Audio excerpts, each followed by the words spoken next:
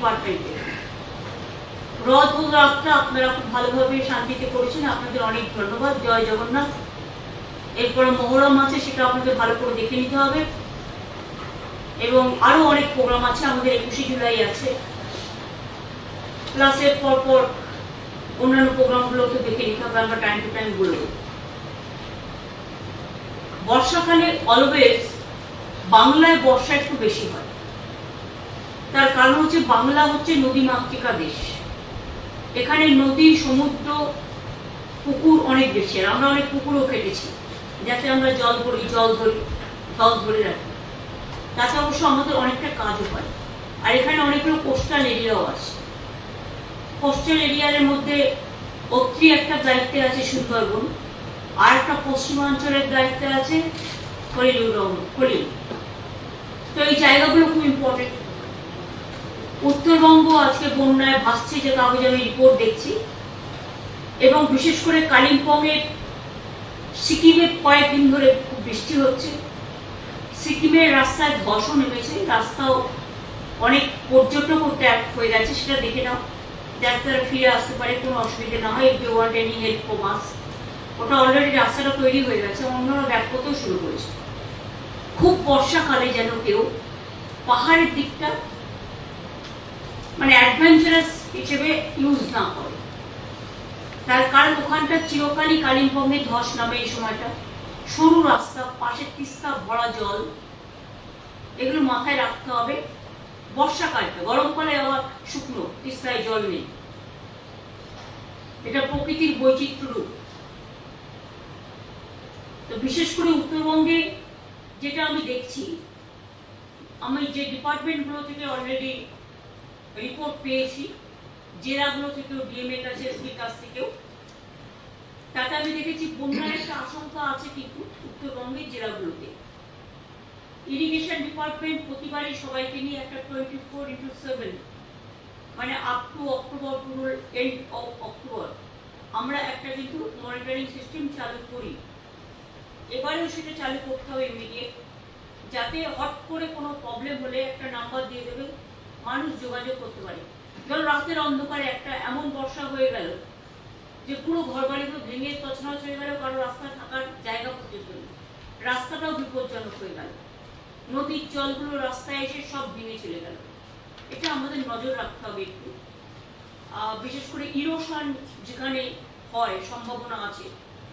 মালদায় একটু ইরোশন হয়েছে এবং গঙ্গার ভাঙন, এটা কেন্দ্রীয় সরকারের দেখার কথা। আজকে দীর্ঘ 12 বছর ধরে, 10 বছর ধরে ওরা দেখছে না, 1 পয়সা খরচও করেনি গঙ্গার ভাঙনের জন্য, ফরাক্কাও ড্রেজিং করেনি। বাংলাদেশের সাথে যখন আমাদের চুক্তি হয়েছিল, তখন কথা ছিল যে বাংলাদেশের যে জলটা যাচ্ছে সেটাকে রিভাইভ করবার জন্য, যাতে আমাদের এখানে প্রবলেম না হয়, ড্রেজিং করা হবে। এবং ভাঙন যেটা হচ্ছে ইরোশন, সেই ভাঙনে অনেক বাড়ি তলিয়ে গেছে গঙ্গার ভাঙনে, সেই বাড়িগুলোকে তৈরি করে দেওয়া হবে। এলাকার উন্নয়নের জন্য একটা 700 কোটি টাকার প্যাকেজ তখন তৈরি হয়েছে, কারণ আমি যখন এমপি ছিলাম আমি ঘটনাটা জানতাম, কিন্তু আজ পর্যন্ত সে টাকা দেয়নি। উপরন্তু আমাদের না জানিয়ে আবার বলছে আবার ফরাক্কা চুক্তি রিনিউ করবে, এবং বিহারও ভেসে যায়। ফরাক্কা যে ড্রেজিং করে না, শুধু বাংলার একটা ক্ষতি হয় তা না, বিহারটাও কিন্তু ভেসে যায়। কিন্তু মেন পার্টি হচ্ছে আমরা, কিন্তু যখন এগ্রিমেন্ট বা কথা যেটা হলো, আলোচনা বাংলাদেশ এবং ইন্ডিয়ার প্রধানমন্ত্রীর সাথে, আমাদের কাউকে জানানো হলো না, খুব আনফরচুনেট। যাই হোক, আবার বলছে তিস্তার জলও দিল, তিস্তায় জল আছে তাই দেবে, তাতে উত্তরবঙ্গের একটা লোক খাওয়ার জলও পাবে না। বর্ষার জল দেখে যেন গ্রীষ্মের জলের কথা আমরা না ভাবি।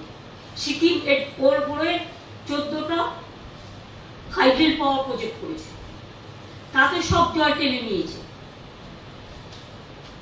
যখন সিকিম 14টা হাইড্রেল পাওয়ার করলো, তখন সেন্ট্রাল গভর্নমেন্টের কেয়ার নেওয়া উচিত ছিল। ওরা জানে সিকিমের বর্ডার কত ভয়ানক, অরুণাচলের বর্ডার কত ভয়ানক আমাদের দেশের জন্য, কিন্তু গভর্নমেন্টের কোনো মনিটরিং সিস্টেম নেই। আমরা বারবার ইনফর্ম করেছি, কিন্তু নো অ্যাকশন। যার জন্য আজকে মানুষকে ফেস করতে হয়। জলপাইগুড়ি টাউনের মানুষরা নিশ্চয়ই জানে আগে করোনা নদীর জলে যেভাবে শহর বাঁচত, আমরা 16 কোটি 20 কোটি টাকা খরচ করে করোনা নদীর ওপর আমরা ভাঙনটা অনেকটাই রোধ করেছিলাম নতুন প্রজেক্ট তৈরি করে। কিন্তু তা সত্ত্বেও পাশে ভুটান আছে, ভুটানের থেকে জল চলে আসে, সেই ভুটানের জলে আলিপুরদুয়ার ভাসে, জলপাইগুড়ি ভাসে, তার সাথে যুক্ত হয় বৃষ্টির জল, সবকিছু মিলেমিশে বন্যায় পরিণত হয়। সুতরাং আমরা হচ্ছে সবচেয়ে বড় সাফার আপনার, কারণ বাংলাটা দেখতেই একটা নৌকোর মতো, ওপরটা দেখতে উঁচু আর মাঝখানটা একেবারে নিচু। জলগুলো ওপর থেকে আসছে আর আমাদের সেটাকে হজম করতে হচ্ছে। প্রতি বছর কোটি কোটি টাকা খরচা করেও আমরা এর থেকে রেহাই পাচ্ছি না।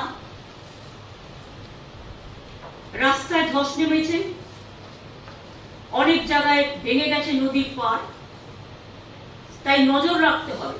এরকম কোনো ঘটনা ঘটলে রাস্তা ভেঙে যাওয়া বিষয় ওগুলো ন্যাশনাল হাইওয়ে সেন্ট্রাল গভর্নমেন্টকে জানাতে হবে সঙ্গে সঙ্গে ব্যবস্থা নেওয়ার জন্য। এবং নর্থ বেঙ্গল, সিকিম, বিশেষ করে পাহাড়ি এলাকাগুলো আর্মিরা যাতায়াত করে, সুতরাং এটা আর্মিদের দায়িত্ব টু রেস্টোর দ্য সিচুয়েশন। ধস নামলে ডিএমদের এটা জানিয়ে রাখছি এবং এসপিদের।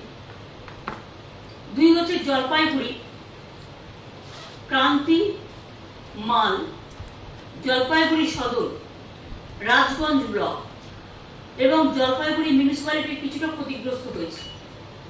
এর মধ্যে এখানে 9টি ফ্লাড শেল্টার আমরা তৈরি করেছি ইতিমধ্যে এবং 500 জন মানুষ তাতে আছে। কিন্তু আমাদের নিশ্চয়ই মনে আছে মালে একসময় ভয়াবহ, এরপর তো বান আসবে, সেই বানে পুজোর আগে যে বান হয়, সেই বানে সে ভেসে গেছিল 6 জন না 7 জন, আমি ছুটে গিয়েছিলাম। সুতরাং সেটা পুজোর আগে, এখন মনে হয় 99 সালে আমি যখন রেল মিনিস্টার ছিলাম, কারণ আমার ঘরে জল ঢুকে গেছিল 1 কোমর, আমার মনে আছে। কারণ ওখানে জল ঢুকলে মনে রাখতে হবে যে বন্যা মানে অবধারিত। আগে একটু বৃষ্টি হলে দক্ষিণ দিনাজপুরেও আমি যেতাম, বারবার দেখতাম বালুরঘাট, গঙ্গারামপুর, কুশমন্ডি, তপন 1 কোমর করে জল জমত। এখন অনেক কাজ আমাদের সরকার করেছে বলে এখন যদি অনেকটা কমে গেছে, কিন্তু আত্রেই নদীর উপরে যে বাঁধটা দেওয়া হয়েছে বাংলাদেশ এবং চায়না মিলে, সেটা করার সময় আমাদের তো জানানো হয়নি, আর তাতে কিন্তু অনেক মানুষ পানীয় জল ওখানে পাচ্ছে না। একটা সংকট তৈরি হয়েছে জলে তীব্র। আমি কিন্তু এটা প্রধানমন্ত্রীকে অনেকবার বলেছি এবং আগে যে মিটিংগুলোতে আমাকে ডাকতো ইন্দো বাংলাদেশে, সেখানে আমি বারবার কিন্তু এটা রেজ করেছি, কিন্তু তা সত্ত্বেও আজ পর্যন্ত কোনো ব্যবস্থা হয়নি। জলপাইগুড়ি জেলার এইটা হচ্ছে অবস্থা। জলপাইগুড়ি মিউনিসিপ্যালিটির চেয়ারম্যানকে আমি বলবো এবং ডিএমকে স্পেশালি, এসপিদের থেকে শুরু করে যারা বিডিও আছেন, এডিএম আছে, এসডিও আছে, ডিজাস্টার ম্যানেজমেন্ট সিস্টেম আছে, ইরিগেশন আছে, পাওয়ার আছে, আরবান ডিপার্টমেন্ট আছে, রুরাল ডিপার্টমেন্ট আছে, সবাইকে কিন্তু এটা কেয়ারফুলি দেখতে হয়। হঠাৎ করে বর্ষায় দেখবেন অনেক সময় বিদ্যুতের তারগুলো কারেন্ট হয়ে থাকে, দয়া করে কেউ তখন হাত দেবেন না। খুব ঝড় বৃষ্টি হলে টিভিটা অফ করে দেবেন কিছুক্ষণের জন্য, যতক্ষণ না থামছে, যাতে ইলেকট্রিফাইড না হয়, বিদ্যুতে তড়িতাহত কেউ না হয়। কিছুক্ষণের জন্য দরকার একটা লাইট জ্বালিয়ে রাখবেন যেটা এমার্জেন্সি, বাদ বাকিগুলো অফ করে দেবেন। রাস্তার লাইটগুলো কিছুক্ষণের জন্য অফ করে দেবেন, যাতে কোনো দুর্ঘটনা না ঘটে। এটা এখন থেকেই মনে রাখতে হবে। ক্যাজুয়াল ভাবে এটা নিলে চলবে না, সিরিয়াসলি নিতে হবে। পঞ্চায়েতের থেকেও পঞ্চায়েত এলাকাগুলো ডিএমদের একটা সার্কুলার জারি করে, অনেকে হয়তো জানেই না সিস্টেম, তাদের একটু জানাতে হবে। যেগুলো গাঙ্গেয় অধ্যুষিত অঞ্চল, বন্যার আশঙ্কা থাকে বা জল হলে জল বেড়ে যায়, সেখানে দরকার হলে আগেই আমরা যেমন সেফ শেল্টারে মানুষকে তুলে আনি, তাদের রিলিফ দিই, স্বাস্থ্য দপ্তর তাদের এমার্জেন্সি মেডিসিন দেয় এবং ডিজাস্টার ডিপার্টমেন্ট তাদের ডিজাস্টার কিট দেয়, চাল থেকে শুরু করে সবকিছু দেওয়া হয়। এবং টিপ্পল একটা দিলে হবে না, টিপ্পল 2-3টে করে দিতে হয়। সাথে খাবারটাও যতদিন পর্যন্ত সে ঘরে ফিরতে না পারছে বা ঘরে থাকার মতো উপযুক্ত না হচ্ছে, তাকে কিন্তু একটা রিলিফের প্যাকেজ দেওয়া হয়। যদিও এখানে 5 কেজি চাল তারা পায় মাসে বিনা পয়সায়, তা সত্ত্বেও একটা রিলিফের প্যাকেজ দেওয়া হয়। কোচবিহার জেলায় তুফানগঞ্জ, মাথাভাঙা ইতিমধ্যেই ক্ষতিগ্রস্ত হয়েছে ডিভিশন, তুফানগঞ্জ এবং মাথাভাঙা সাব ডিভিশন। এখানে 12টি রিলিফ সেন্টার ও 6টি কিচেন চলছে। রিলিফ সেন্টারে প্রায় 500-600 লোক আছেন। আমি একবার কুচবিহারে গিয়ে পড়েছিলাম অ্যাডমিনিস্ট্রেটিভ রিভিউ মিটিং করতে বর্ষার সময়। আমি দেখেছিলাম ওখানে টাউনের ওপরে প্রায় 1 হাঁটু করে জল জমে যাচ্ছে। সুতরাং এই সময়টা যেহেতু হেরিটেজ টাউন ওটা আমরা ডিক্লেয়ার করেছি, কাজটাও ত্বরান্বিত করতে হবে। এই কাজগুলো সবই দেখতে হবে। যখন আমরা হেরিটেজ টাউন করছি, একটা মোটা টাকা দিচ্ছি, সেখানে রাস্তাগুলো উঁচু করা, দেখে নেওয়া, রিপেয়ার করা, ইরিগেশনটাকে ভালো করে দেখে নেওয়া। ইরিগেশনের তো অনেক বেশি কাজ, কারণ যেহেতু এমব্যাঙ্কমেন্টের ক্ষতি সবচেয়ে বেশি হয়। এখন থেকে একটা কোঅর্ডিনেশন বিভিন্ন ডিপার্টমেন্টের সাথে করে, যাতে দেখে নেওয়া কোনো রকম অসুবিধা না হচ্ছে, ডিএমরাও একটা লোকালি সার্ভে করে নেবে। এবং আমরা যেমন এখানে 24x7 একটা ডিজাস্টার মানে এই ফ্লাড কন্ট্রোল সিচুয়েশন বা ডিজাস্টার ম্যানেজমেন্ট সিস্টেমের আমরা করছি, ডিজাস্টার ম্যানেজমেন্ট থেকে শুরু করা হয় সবাইকে দিয়ে, তেমনি জেলাগুলোও ডিস্ট্রিক্ট ম্যাজিস্ট্রেটের আন্ডারে আর লাইন ডিপার্টমেন্টের সকলকে নিয়ে একটা 24x7 একটা প্রোগ্রাম করবেন, যাতে কোনো জায়গায় কোনো ঘটনা ঘটলে সঙ্গে সঙ্গে বিডিও বা পঞ্চায়েত মারফত আপনারা খবরটা পেতে পারেন বা মিউনিসিপ্যালিটি মারফত। সেন্ট্রালে যেমন 2-3টে নাম্বার থাকবে, ডিস্ট্রিক্টেও 2-3টে নাম্বার থাকবে, একটা নাম্বার না পেলে আরেকটা। আর এখানে শিফটিং ডিউটি করে দেওয়া হবে, 8 ঘন্টা করে সার্ভিস করবে।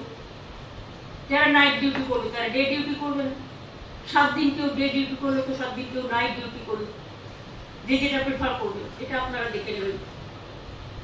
এখন ছুটি, এই যতক্ষণ পর্যন্ত পুজো না চলছে, বাইরে যাওয়ার ছুটি এবং অন্যান্য ছুটি, এমনি যে ছুটিগুলো ন্যাচারাল এতে পড়ে সেগুলোর কথাই বলছি না। এমার্জেন্সিতে যদি এমার্জেন্সি লাইক সিচুয়েশন হয়, তাহলে কিন্তু সব ছুটিটাই ক্যান্সেল হয়। তার পরিবর্তে তারা অ্যাডজাস্ট করে অন্য সময়, সেটা দেখে রাখতে হবে। আলিপুরদুয়ারে অবশ্য এই মুহূর্তে এমবাঙ্কমেন্টের কোনো যে ক্ষতি হয়েছে একটা, সেটাও সারানো হচ্ছে। কালিম্পংয়ের সিচুয়েশন নর্মাল। 10 নম্বর জাতীয় সড়কে ধস নেমেছে,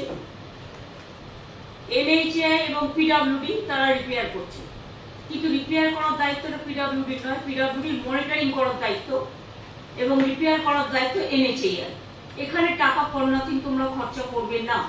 এই টাকাটা আমরা করি না, আমরা PWD। যাই হোক, তোমাকে আমি বলে রাখলাম, তোমরা মনিটরিংটা করো, কারণ এটা আসলে এটা আর্মি ব্যাপার আছে, মনে রাখবে। ওখানে টোটালটাই আর্মি বেসড। দার্জিলিং সিচুয়েশন এখনো পর্যন্ত নর্মাল আছে, ওখানেও কিছু জায়গায় ধস নামলে ওখানেও আর্মি বেসড। ওদেরকে ইনফরমেশনটা দিতে হবে যাতে ওরা রিপেয়ারটা চটপট করে, আর জিটিএকেও কনসাল্ট করে নেবে। উত্তর দিনাজপুরে এই প্রবলেমটা এখনো পর্যন্ত কিছু নেই, সিচুয়েশন নর্মাল। দক্ষিণ দিনাজপুরের সিচুয়েশন এখনো নর্মাল, কিন্তু পুনর্নভা নদী বিপদসীমার উপর বইছে, পুনর্ভবা যেটা। সুতরাং আমার মনে হয় এটা বিপদসীমার উপর বইলে কোন জায়গাগুলো এফেক্টেড হতে পারে, সেখানে আশেপাশে বাড়িঘর আছে কিনা সেটা দেখে নিতে হবে, এবং পাবলিককে দরকার হলে সরিয়ে আনতে হবে। সেই সেন্টারগুলো ডিএমএসপিদের কথা বলে এখন থেকে নজর রাখতে হবে। আমরা একটা সিস্টেম করে দিয়েছিলাম, একটা মেকানিজম, যদি দেখেন বেশি ঝড় জল হচ্ছে, হয়তো ডিবিসি যখন তখন জল ছেড়ে দেয়, আগে না জানিয়ে ছাড়তো, এখন আমরা বলে দিয়েছি আমাদের না জানিয়ে ছাড়া যাবে না। এবং অনেক কাজ জল ধরতে অনেকটা আমরা সেভ করতেও পেরেছি। তা সত্ত্বেও দুর্ভাগ্যবশত আমাদের খানাকুল ভাসে, আরামবাগ ভাসে, গোঘাট ভাসে, হাওড়ায় উদয়নারায়ণপুর আমতা কিছুটা ভাসে, মিদনাপুর কিছুটা ভাসে, ঝাড়গ্রাম কিছুটা ভাসে, মুকুটমণিপুর ড্যাম থেকে জল ছাড়লে বাঁকুড়া কিছুটা ভাসে, আর ডিবিসির জলে হঠাৎ করে জল ছেড়ে দেওয়ার ফলে দুর্গাপুর থেকে শুরু করে বীরভূম অনেকটাই ভাসে, বর্ধমানের কিছুটা। এটা মাথায় রাখতে হবে। সুতরাং ডিবিসি জল কতটা ছাড়বে, কি ছাড়বে, এটা আমাকে প্রতিদিন রিপোর্ট দিতে হবে, এবং ইনফরমেশন দিয়ে কনসাল্ট করে তবেই আমরা অ্যালাউ করব। একবার যদি 100 ছাড়ে সবটাই ডুবে যায়, মানুষ মরে যায়। আগে তাই হতো, কেউ দেখাচ্ছিল না। কিন্তু 10-10 করে যদি ছাড়তে শুরু করে, তখন রেখে দিলাম বাদে, আমার যতক্ষণ না ফুরোচ্ছে ততক্ষণ আমি ছাড়ছি না। আর যেই ফুরিয়ে যাচ্ছে, হজম করতে হচ্ছে, বদ হজমটা বাংলাতে করতে হচ্ছে। এটাও তো ঠিক নয়, তারও একটা সিস্টেম করতে হবে। সে যখনই দেখবে তার 75 to 80% ভরে যাচ্ছে, তখন থেকে যদি অল্প অল্প কিছু ছাড়ে, তাহলে কিন্তু প্রবলেমটা হয় না। কিন্তু প্রবলেমটা হয় তার কারণ ওরা একদিনও ড্রেজিং করে না। ডিবিসি এখনো পর্যন্ত যদি ড্রেজিংটা করে সেন্ট্রাল গভর্নমেন্ট, 2 লক্ষ কিউসেক মেট্রিক টন জল এখনো ডিবিসি জলাধারে থাকতে পারে, যেটা আমি 5-6 বছর ধরে শুনে আসছি। কিন্তু ওরা ড্রেজিং করছে না, ফলে প্রবলেমটা আমাদের ঘাড়ে আসছে। এটা বর্ষা সবে নেমেছে, ইমিডিয়েট আমি ইরিগেশন ডিপার্টমেন্টকে বলবো, talk to irrigation ministry and to tell them যে ডিবিসি যেটা সিলটেশন, এগুলো করা উচিত ইমিডিয়েট। ডিবিসি ডিসিশন নেবে ওরা, আর ভোগ করবো আমরা। এটা কখনো হতে পারে, এটা মাথায় রাখতে হবে। মাইথন তো পড়েই আছে। মালদায় এমনিতে কোনো বন্যাজনিত সমস্যা নয়, কিন্তু মালদায় হয় ভাঙন। রতুয়াতে নদী ভাঙন হয়েছে, যার জন্য 25-30টা ফ্যামিলিকে শিফট করতে হয়েছে। কিন্তু ভাঙন ফরাক্কার জন্য আমি যতদূর জানি, সুতি, ধুলিয়ান, এইসব জায়গাগুলো যেগুলো ফরাক্কার আশেপাশে, তাদের কিন্তু প্রতি বছরই এটা কিন্তু ফেস করতে হয়। আমি আগাম বলে দিচ্ছি, তার কারণ যত পরে এটা না বলতে পারে যে কেউ জানতো না। প্রকৃতির ওপরে আমাদের হাত নেই, কিন্তু ফ্লাড সেন্টার, তাদের খাওয়া দাওয়ার ব্যবস্থা, disaster management, all the department যারা আজকে মিটিংয়ে আছে, line department related, relief material related, panchayat municipality related, urban department related, irrigation related, PWD related, পাওয়ার রিলেটেড, এবং ইউটিএমএ আর পিআরটি কে বলবো দ্রুত জল নিকাশি বন্দোবস্ত করতে। হাওড়াতে তো কবে টাকা দেওয়া হয়েছে, আজও কেন সেই পুরনো ড্রেনেজ কি পর্যায়ে আছে ববে আমি তো জানি না। হাওড়া একটা যদি মাস্টার প্ল্যান করা হয়েছিল, কিন্তু আমরা ওটা সেন্ট্রালে পাঠিয়েছিলাম, এখনো এটা ডিসিশন হয়নি, প্রায় 3 বছর ধরে ওটা পড়ে আছে। আমরা এবার এখানে ড্রেজিং করে এই হাওড়ার যেগুলো বেশি জল জন্য সেগুলোকে পরিষ্কার করে দিয়েছি। একটা সমস্যা রেলের সাথে, ম্যাক্সিমাম হাওড়া যেগুলো আছে রেলের সাথে একটা বড় সমস্যা আছে। ওরা ওর এলাকাটার ভেতরটা ড্রেজিং করতে কিছুতেই দেয় না। রেলকে বলতে হবে, তাহলে জল জমলে রেলকে নিকাশি ব্যবস্থা করতে হবে। রেল যখন এখান থেকে একটা বড় টাকা ইনকাম করে নেয়, মানুষের পকেট তো কম কাটে না। আমরাও যেমন তাদের সেফটি সিকিউরিটি পরিষেবা যখন যা চায় তখন তাই দিই। তাহলে রেল এলাকায় যদি জল জমে, তা রেলওয়ে কেন নিকাশি ব্যবস্থা করবেন না? আমি চিফ সেক্রেটারিকে বলবো, আরবান মিনিস্ট্রিকে নিয়ে, আরবান ডিপার্টমেন্টকে নিয়ে ইমিডিয়েট রেলদের ডেকে, বিশেষ করে eastern railway, south eastern railway and Northern railway এবং মেট্রোরও যেখানে যেখানে কাজ হচ্ছে, ওদের ময়লা পড়ে থাকার ফলে, বালি ইট এসব পড়ে থাকার ফলে, আবর্জনা পড়ে থাকার ফলে ড্রেনগুলো বন্ধ হয়ে যাচ্ছে। সেই জায়গাগুলো ইমিডিয়েট লোক লাগিয়ে ক্লিয়ার করবে। এটা ওরা করে না। এরপরে জল জমে থাকলে ডেঙ্গু হবে, আবার তখন আবার চিৎকার করতে শুরু করবে। নিজেদের এলাকাগুলোকে তো পরিষ্কার রাখতে হবে নাকি? এই কাজটুকুও করবে না। সুতরাং এটা যে যে ডিপার্টমেন্ট ওরিয়েন্টেড তাদের নিয়ে কথা বলো ইমিডিয়েট। চিফ সেক্রেটারি বসেছে, কিন্তু কাজের কাজ কি হয়েছে? আমি চেয়েছি কাজের কাজ 4 থেকে ডাকো, 3টে ডিভিশন, এই 3টে জোন এবং মেট্রো জোন, 4টে জোনকে নিয়ে। আমিও গভীর একটা দেখতে পাচ্ছি, যেমন ধর আলিপুরে তোরা রাস্তাটা রং করছি জেলের ওখানটায়, রংটা আমি বলবো অলওয়েজ, যে যখন পিডব্লিউডি হোক, ইরিগেশন হোক, যেই হোক, যখনই তোমরা কোনো কালার স্কিম, স্কাই যেটা স্টেটের কালার, স্কাই হোয়াইট মিলিয়ে করো, এটা প্লাস্টিক কালার করতে।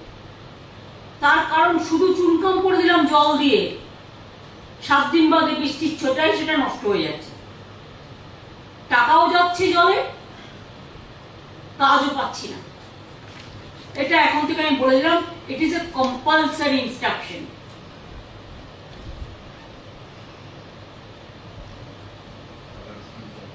হ্যাঁ, কালার স্কিমটাও কেউ কেউ নানা রকম ডিসকালার করে দিচ্ছে।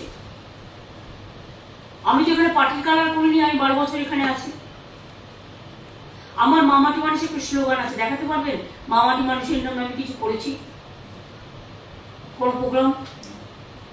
আমি পলিটিক্স করি না, তাহলে অন্যরা কেন করবে?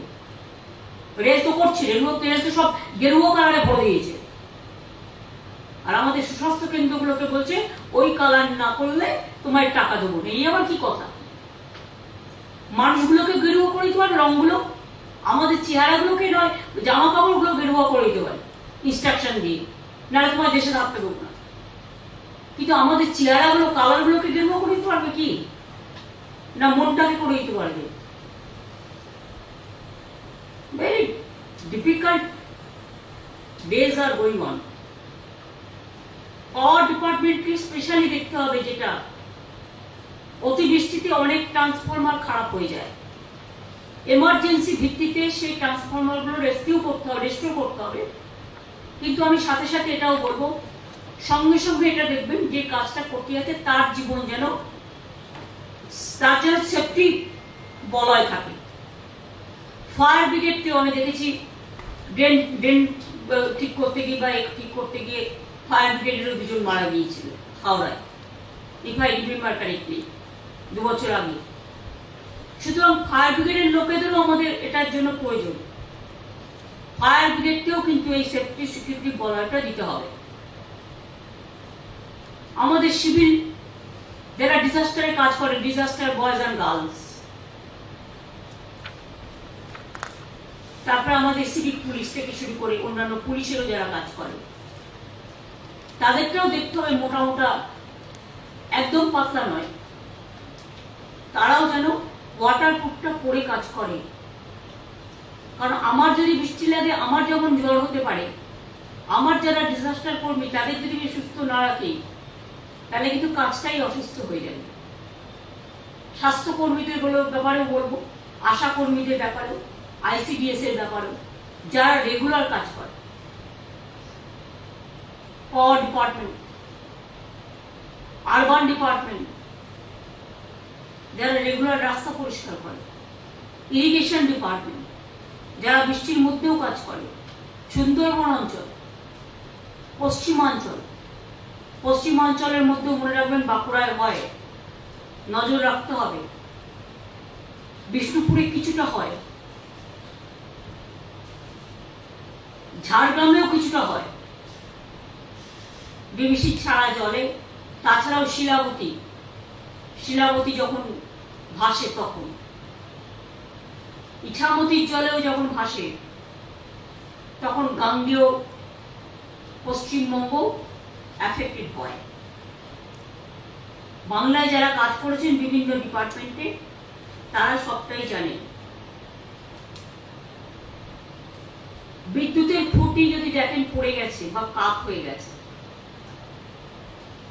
সেফটি প্রিকশন নিয়ে সেগুলোকে ঠিক করতে হবে। বিদ্যুতের খুঁটিগুলোকে আগামী দিন একটু স্ট্রং করে করতে হবে, যাতে হট করে একটু বিচ্ছিন্ন আর পড়ে গেল না করে। দরকার হলে বিদ্যুতের খুঁটি যেখানে ফুটবেন, ধরুন শহরে ব্যবস্থা অন্য, গ্রামে 2-3টে ভোড়া গাছের চারা বা ম্যানগ্রোভ টাইপের এনভায়রনমেন্ট ডিপার্টমেন্টের সাথে নিয়ে লাগিয়ে দিলে কিন্তু ওটা আরো শক্ত থাকবে, তাই না?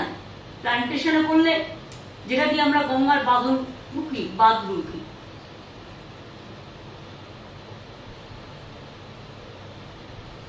এগুলো হচ্ছে প্রকৃতির হাত থেকে প্রকৃতিকে রক্ষা করে, মানুষকে রক্ষা করে। কিন্তু এটা তো কলকাতায় হবে না, কলকাতার সিস্টেম অন্যরকম করতে হবে। সিএসসির সাথেও কথা বলে নাও, এই সুযোগে ওরা দাম বাড়িয়ে দিয়েছে, ক পয়সা শুনলাম, আমি জানতাম না, আমাদের কাছে কোনো ইনফরমেশন নেই। পাওয়ার ডিপার্টমেন্টেও আমি শুনেছি কোনো ইনফরমেশন নেই। যাই হোক, আমরা পশ্চিমবঙ্গ বিদ্যুৎ পর্ষদ আমরা বাড়াইনি। এমনি যে জিনিসপত্রের দাম আকাশ ছোঁয়া, অ্যাটলিস্ট একটু তো কথা বলে নেবে,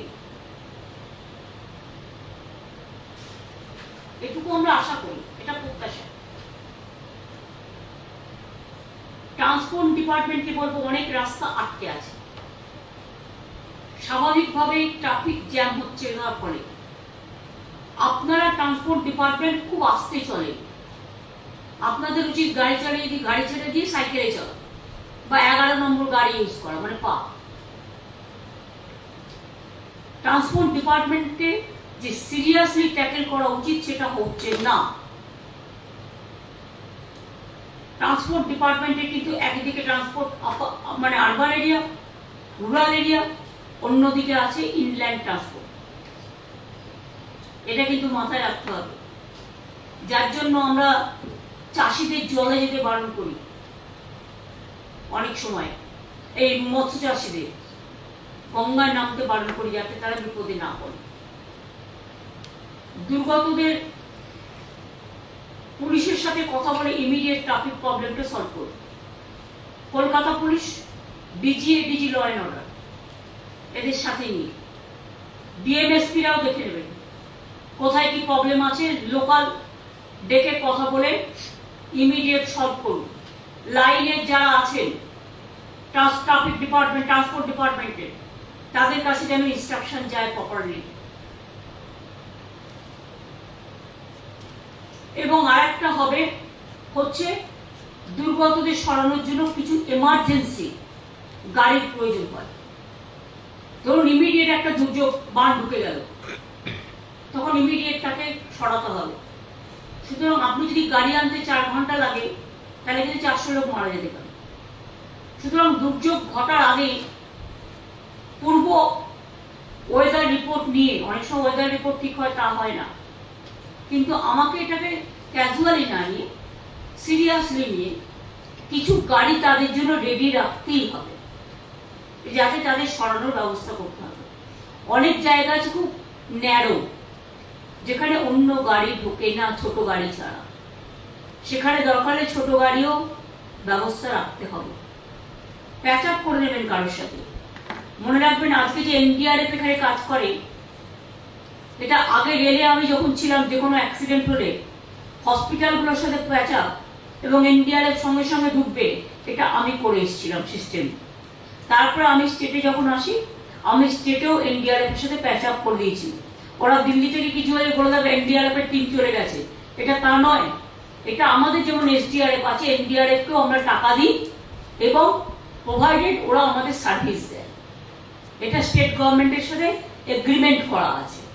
এটা এর জন্য সেন্ট্রালের কোনো কৃতিত্ব নেই, because this is the disaster management system এবং মেকানিজম আমরা একটা তৈরি করেছি। এগ্রিকালচার ডিপার্টমেন্ট আজকে মনে হয় কেউ আছে এসছো, এখন থেকে দেখে রাখো, হয়তো এখনই ক্ষয়ক্ষতির পরিমাণ নেই কিন্তু পরে হতে পারে।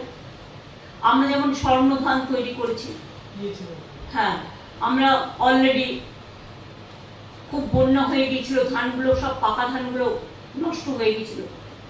এখন যেহেতু বছরে 2-3 রকম ধান ফলে, দেখে নাও যে ধানগুলো পেকেছে, যেগুলো তোলার মতো অবস্থা, সেগুলো যেন তুলে নেয়। হ্যাঁ পুরো ব্যবস্থা আছে, ব্যবস্থাটা শুধু অ্যাক্টিভেট করা, দেখে নাও। আজকে বিপর্যয় উত্তরবঙ্গের মানুষের পাশে গভর্নমেন্ট পুরোপুরি আছে, এবং দক্ষিণবঙ্গেও যদি কোনো বিপর্যয় হয় সবটাই আমাদের মা মাটি মানুষকে ঘিরে। সুতরাং কেউ সাবধানে থাকবেন, সকলে চিন্তা করার কোনো কারণ নেই, কিন্তু সময় মতো ব্যবস্থা না হলে অনেক বিপর্যয় হতে পারে।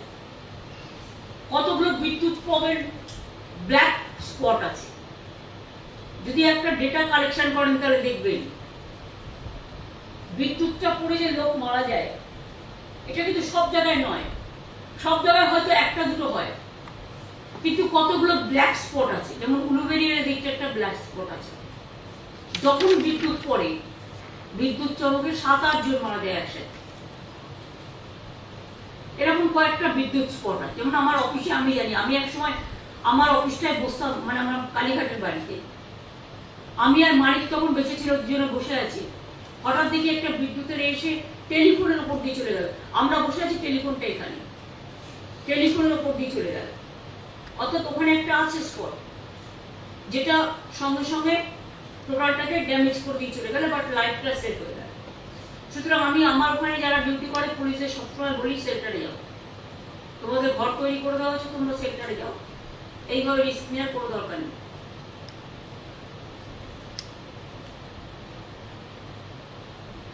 প্রত্যেক মানুষের জীবনেরই দাম আছে, এবং আজকে থেকে মনে হয় সেভ ড্রাইভ সেভ লাইফ পুলিশের প্রোগ্রাম আছে। আমি ট্রাফিক পুলিশ সহ, কলকাতা পুলিশ সহ, সব কমিশনারেট সহ, পশ্চিমবঙ্গ পুলিশ সহ সকলকে কনগ্রাচুলেশন জানাচ্ছি। ইটস এ ইনিশিয়েটিভ যেটা এখন অন্যান্য রাজ্য অনেকেই আমি দেখছি ফলো করার চেষ্টা করছে। ভালো জিনিস ফলো করা ভালো। আমি আবার বলবো, এটাকে নিয়ে নেগলিজেন্স করার কোনো জায়গা নেই।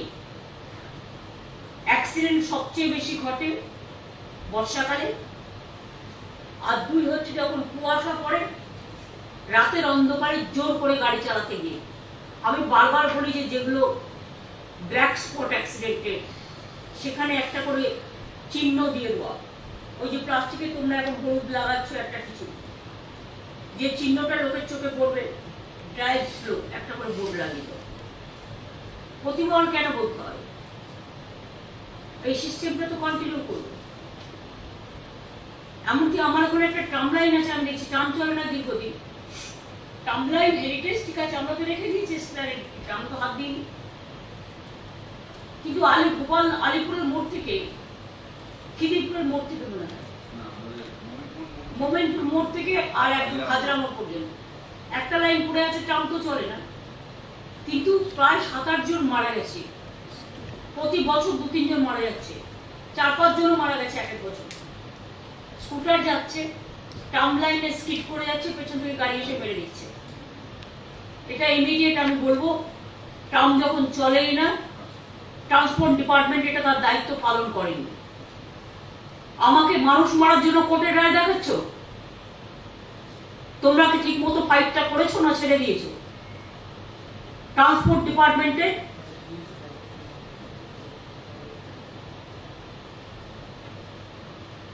আরে পরশুদিনও 2 জন মরতে মরতে বেঁচে গেছে। রেগুলার এই মোড়টাই হয়, আমার চোখের সামনে আমি দেখতে পাচ্ছি।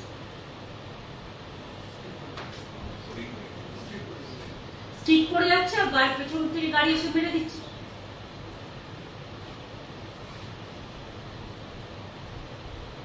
নলেজে পড়েছে বলে তো ঘটনা বলছি, এরকম অনেক জায়গা আছে নিশ্চয়ই। কেন হবে? মানুষের জীবনের দাম সবচেয়ে বেশি না? আমাদের ইগোর দাম কোনটা? আমি তো মনে করি মানুষের জীবনের দামের কাছে আর কোনো দাম স্টে করতে পারে না।